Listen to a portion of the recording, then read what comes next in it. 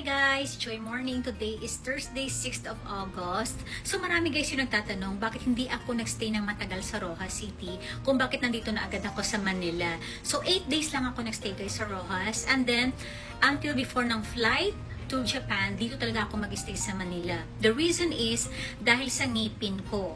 Meron kasi ako guys isang ngipin na kailangan siyang tanggalin, kailangan na talagang bunutin kasi hindi na siya masasave. So para iwas infection at para hindi madama yung ibang ngipin kapag bunot ko siya.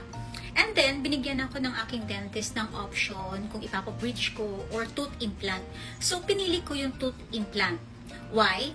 Para hindi madamay yung katabing ngipin. Kasi pag bridge kasi guys, maapektuhan talaga yung katabing dalawang ngipin, di ba?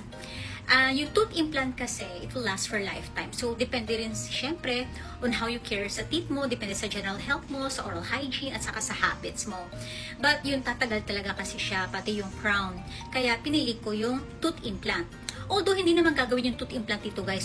Kasi yung tooth implant, I might do it sa Japan. Kasi gagawin pa yan after 6 months. So today, may schedule ako mamayang hapon. Ang gagawin is for tooth extraction and then bone and tissue regeneration. Yun yung gagawin sa aking ngipin. And kailangan ko magpahinga at least for a week. That's why dito ako mag-stay sa Manila. Hindi ako pwede mag-fly or mag-travel talaga after that procedure. So, yung ibang friends ko nagsasabi, bakit hindi ka na lang sa Rojas kayo magpa-dentist, magpa-check ng ngipin mo? Gusto ko kasi guys, isang dentist lang yung mahawak ng ngipin ko dito sa Manila. And that is Doc Cielo Adahar. Siya kasi guys yung gumawa ng veneers ko, kaya siya na rin yung talagang gagawa ng aking tooth extraction.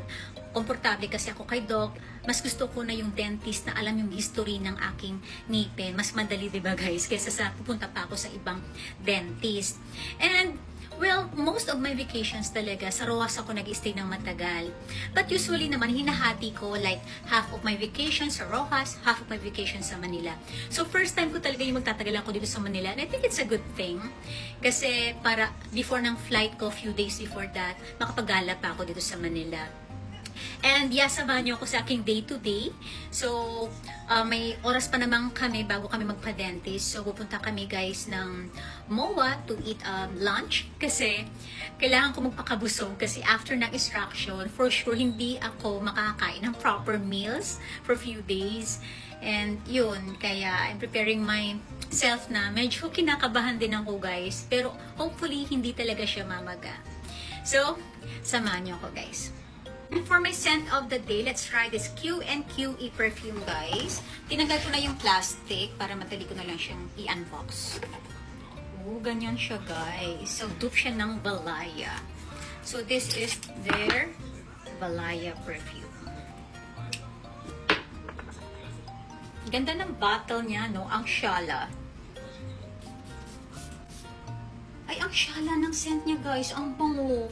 Try niyo to. May orange blossom siya, and then musky din, and vanilla. Yun yung kanyang mga notes.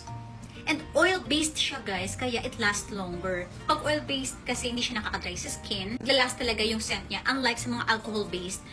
Kasi nga alcohol, nag-evaporate, kaya it will not last long. Try nyo to guys, Q&QE.